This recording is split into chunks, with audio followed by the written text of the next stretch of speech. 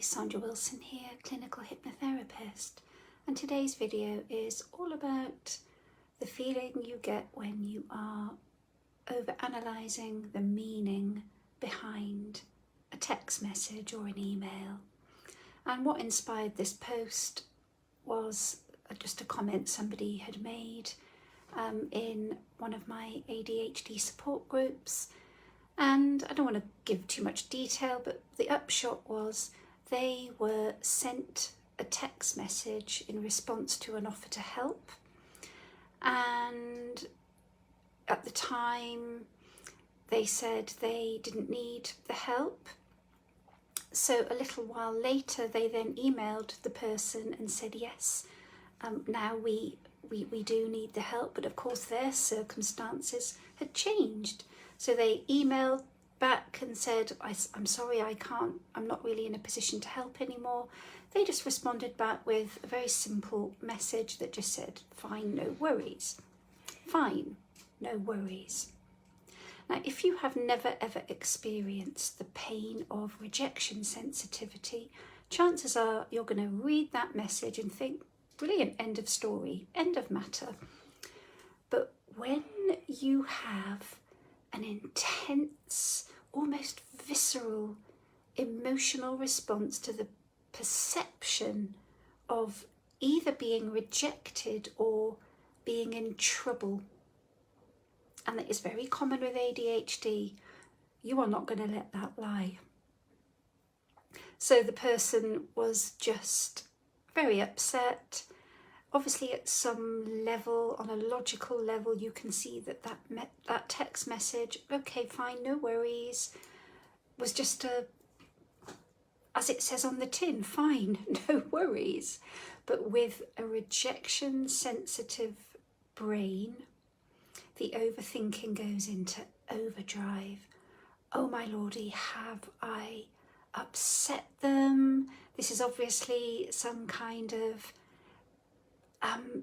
angry response. It means that I have let them down. It means that I'm a terrible human being, that I go back on my word, I'm untrustworthy. They're basically conveying their annoyance at me for being so untrustworthy, such an awful human being. And why am I always letting people down? I feel so guilty that I really shouldn't. I should have been able to read the future. I should have been able to tell that they were going to eventually change their minds about needing my help and not getting busy. So I would have had the time to help them. It means I am awful. It means I'm in trouble. It means I am rejected as a human being. So this is just a little example of how sometimes with sensitivity to criticism and rejection, which is super common with ADHD, that you can't just take a message at face value. That you can't just take something that is so simple and short. I think it was the curtness of the message that really upset the person.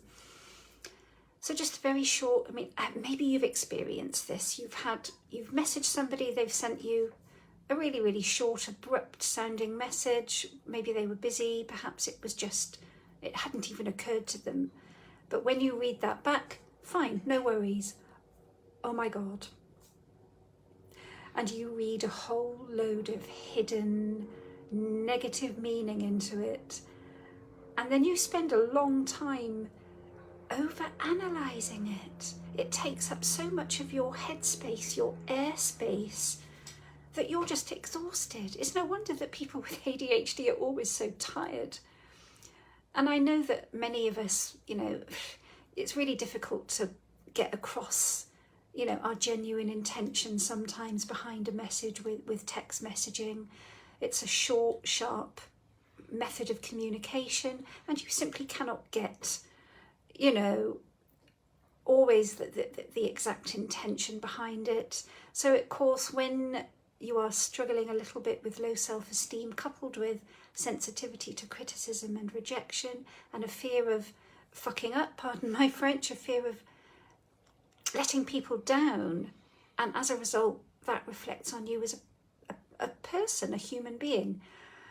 Maybe text messaging is not the best method of communication if you're struggling with these feelings.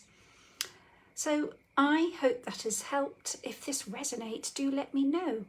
Were you sent a text message recently and spent half the night tossing and turning and running it over in your mind and taking the weight of judgment as a result of that?